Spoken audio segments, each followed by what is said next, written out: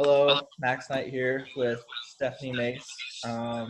She is a friend, colleague from undergrad back in Omaha. And Stephanie, where are you currently working at?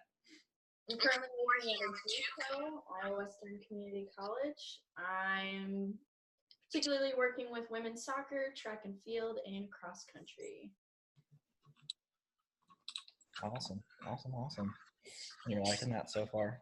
Yeah, I like it a lot. Keeps me busy for sure. Cool. So like I was kind of talking about earlier, we'll be talking about intra-professional practice and kind of ways we can work together to maybe, hopefully in the future have something along the lines of it. And I'll kind of get your thoughts about it and where you see athletic training going in that direction, and we'll just go from there. So since you can see my screen here with our technical difficulties, we had to read an article from one of our professors, Dr. Games, and the article was about, it was like a 2-page read about basically, athletic trainer A and athletic trainer B, where athletic trainer A has more of an orthopedic background when B has more of a neuromuscular background, or two different backgrounds basically. And they both work at different high schools, and the example was athletic trainer A had a patient with a concussion and they needed treatment more geared towards athletic trainer B, so they were able to set up communication and were able to get that patient to athletic trainer B and still have this kind of continuous care. So like, if does that example make sense? Yeah, no, it makes sense. Okay. So like, what do you think are some what do you think are some things that we would need right now as a profession to try and facilitate that, I guess? Let's do the high school setting, because I think that'd be a little bit more challenging. Yeah, go ahead. So in order to help with that and to collaborate with other athletic trainers on their own specialties that they have and that you per se lack, a lot of states have a not like a national state association, but that's specifically geared for high school. But I think that would be something that would be relatively great to do, because there's different school districts and there's different athletic trainers being employed there. So I think if they collaborated and created a group to where they can just sit down, have monthly meetings, kind of like bounce off ideas to each other and be like, hey, so how are you saving costs on tape here? How are you being more successful with rehabs here when the kids aren't as I guess liberal in doing their exercises when they're supposed to and getting better. So I think if we were to develop something like that, that would be really beneficial, just to sit down, talk, figure out what other athletic trainers are doing, how can you adjust your practice, not so much to fit their way that they practice, because everybody's unique in their own special way, but a way to just take a little piece and kind of just add it to your trophy box, I guess. I like that term. Yeah, that's a good idea. Kind of having like a central organization, built into your, hospital system or something like that, where everyone's kind of contracted through, and kind of serve as like a checks and balances type thing, and see where, we can fit in the holes that, others may have. So that's a good idea. So I guess my other question for that would be like, okay, we had this idea, but how how do we want to do it? Do we want do we want like our own like little like clinic or something where we have like a few athletic trainers with like different kind of specialties, and we'll be like, okay, well, hey, we have this clinic and I think you'd really benefit from this treatment, like go here.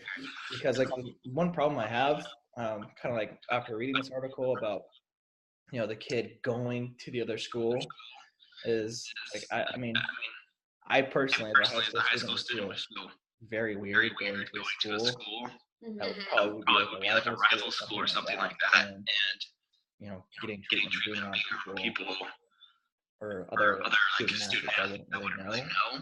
Yeah. So yeah, I don't know. I mean, you can elaborate more on that, and we can kind of go back and forth on that.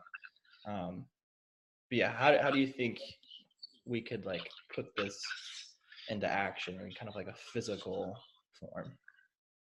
I wouldn't necessarily like have them go to a different school.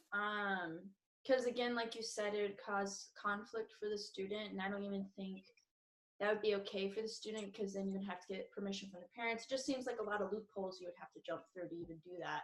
Right. To start with, because they have their own subset of rules that they have there that athletic trainer has to follow, and then you have a different subset of rules that you have to follow at your high school. So I think there would be a conflict of what you can and can't do, because let's say you can't do STEM unless you get permission from the parent, correct?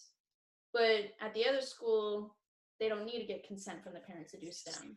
Can you see there being a conflict if you were to come and see you and be like, well, I did STEM and you did that. So Right. yeah, there could be a conflict. There could be a time commitment conflict with the other athletic trainer, because he is still running, or she is running their own athletic training room, and they have their own rehabs and stuff going on.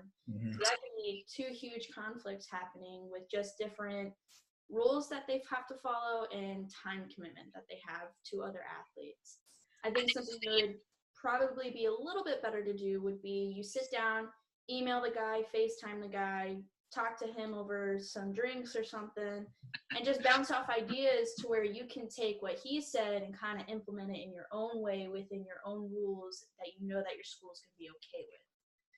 Because, yeah, it's great that you might have the option to send that kid over to another athletic trainer, but you're adding more to the other athletic trainer. And that could be a little stressful for them if you're not balancing out the whole, well, I'm sending you 5, you're only sending me 1. Like, what's the deal? Like, maybe their I's and T's dotted and crossed, and you just need a little bit more experience and a little bit more direction to do what they do in their clinic. So,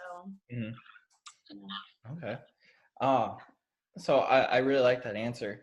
Kind of what I was thinking too, with that was it kind of just goes back around to policy and, you know, kind of the structure built of it. I mean, if you have pretty good structure that's able to flow fairly well, yeah, things will work out.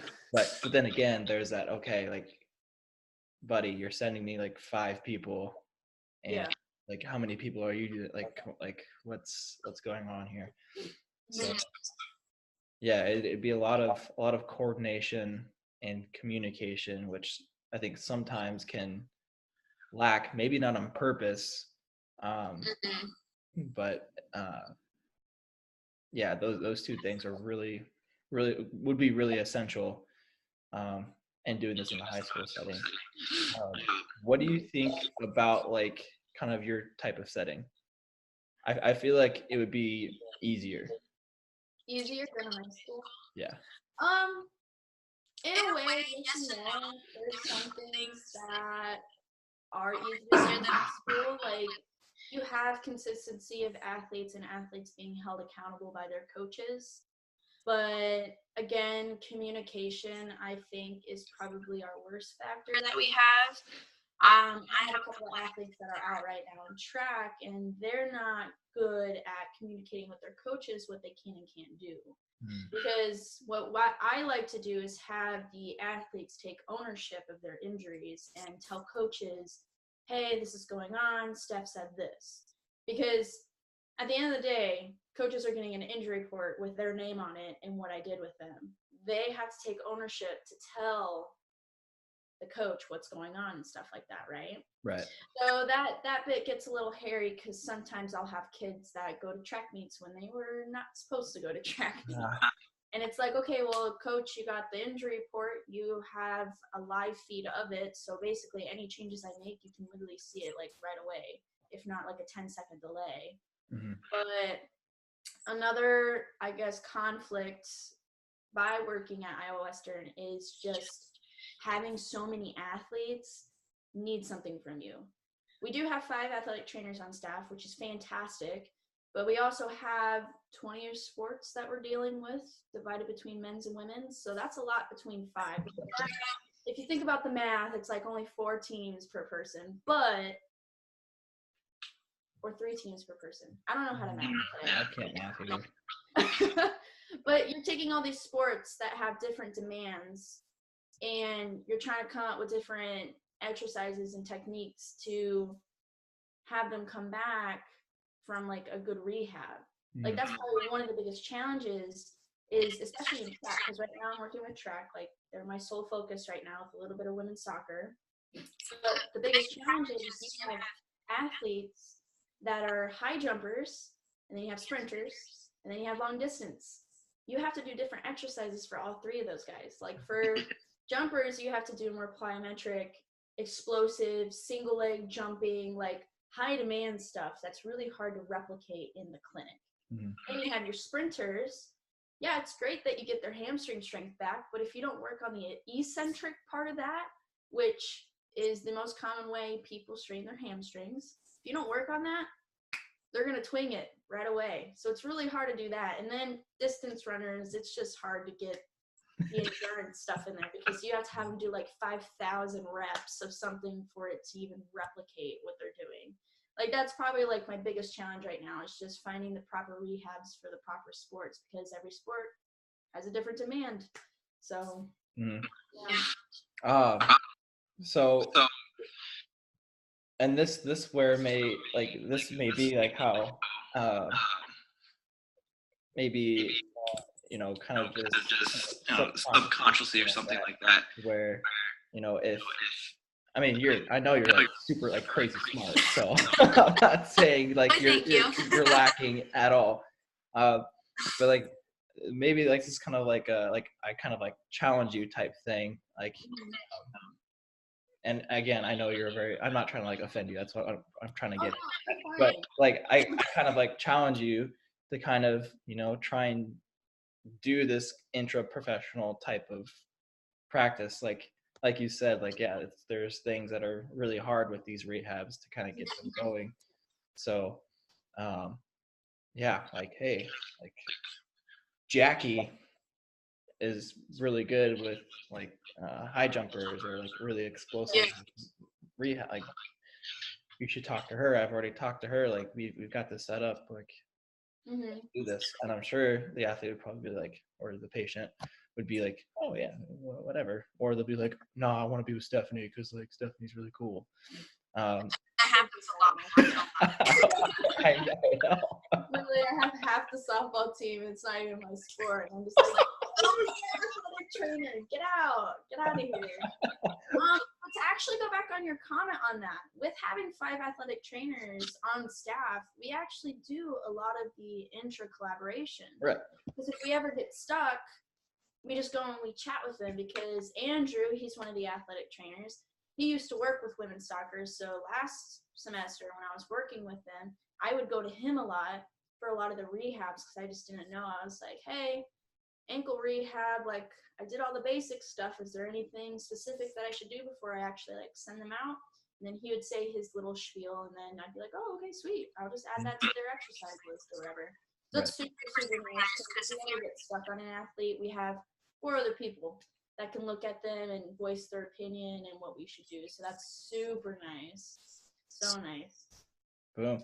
And that's what I kind of like prefaced, like going to this setting, like how I thought it'd be easy, just because, yeah, you've got 4 other people like right there, like 3 steps away from you or whatever.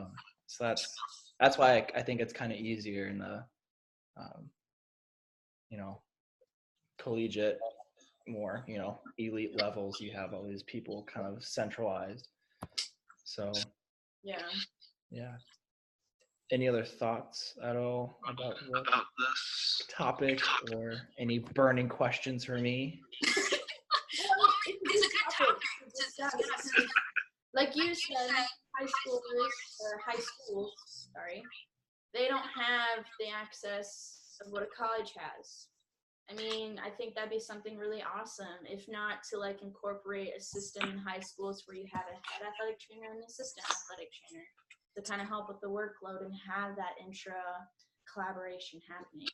Or even making sure that all the states or counties or districts, whatever you want to call them, within high schools have a, I guess, group for their athletic trainers so they can have a way to bounce off ideas with each other. Because at the end of the day, sorry, Max, I know that you don't know all the things of athletic training. I don't know all the things of athletic training. I don't think anybody knows everything to athletic training, but being able to bounce off ideas with people is just something that I think we need to be better about as a profession, because that's how we all learn. We learn through word of voice, we learn through hands-on experiences, and I think that this is something that we really need to focus on and make it a thing, honestly. So Right. Yeah. No, I mean, yeah, policy. Yeah. Just yeah. I mean, right now, that's like just, it's the bones. It's the, you know, the beginning structure of the metaphorical, you know, building. Goodness gracious, my computer is just being so ridiculous. I'm changing out your printer cartridges. Thank you. You also froze on my face. I know, I saw that. I was like, oh, get that off the screen. I know. I was trying to like minimize it, but it won't Like let this me. folder look. You're in a very, you know, into it kind of thought. Yeah. But yeah, no, I like I said, there's a lot of, you know, building on the policy and creating the system. And yeah, maybe, you know, going back on my statement earlier, like, okay, yeah, maybe we don't have to have like a certain clinic for people to go to, and we don't have to build, you know, an actual place. But, you know, since, you know, we have all this technology, we can reach out to each other kind of in a central, you know, little database, or, you know, like you were saying, kind of have like a little like conference or a little meeting, like once a week or once a month, whatever. I think that would be a really awesome next step, just to have that. Yeah. And I feel like, you know, as athletic trainers, we already kind of have this little circle, regardless, or circles, regardless of like what setting we're at, because we all have our, you know, our 3 people we know, or the 10 people we know. Yeah. And, you know, yeah, we still like reach out to each other, but yeah, it may not be as localized or centralized as we think it would be, but yeah, I think it's right under our nose, and we just need to. Yeah, like they kind of started it a little. I don't know if you were actually aware of this, but on NATA they have a little tab. Like, you know how they have the Career Center, the convention, NATA Foundation, all those little tabs. Well, if you actually go into NATA, they have this section called Gather, and you can actually write up forums for people to respond to. So, like, say, I know a big one, probably the biggest one, was about our whole education switch to masters. Mhm. That one probably had the most replies to it. But regarding like concussion assessment or athletic training room rules, like people post that up there and people reply with what they do in their own clinical settings. So maybe not as localized, but this is more of like a nationwide thing that's happening. And I actually didn't know it was there until I accidentally clicked it one day when I was in clinic. I was like, what is this? I found it. It's actually pretty cool, so you should totally check it out. Yeah. It's gather.nata.org. That's all it is. But super cool. Check it out. Kind of doing what you were talking about, but not really. But Okay. Well, cool. I think this was a really good discussion about interprofessional practice or collaboration. Yeah. And yeah, if you don't have any other, thoughts or questions, concerns, I think that was a good point to end it. Oh yeah. All Way to plug that. Alrighty. Well, have a good one, man. Thanks for having me. right. Thanks, Jeff. Yep. See ya.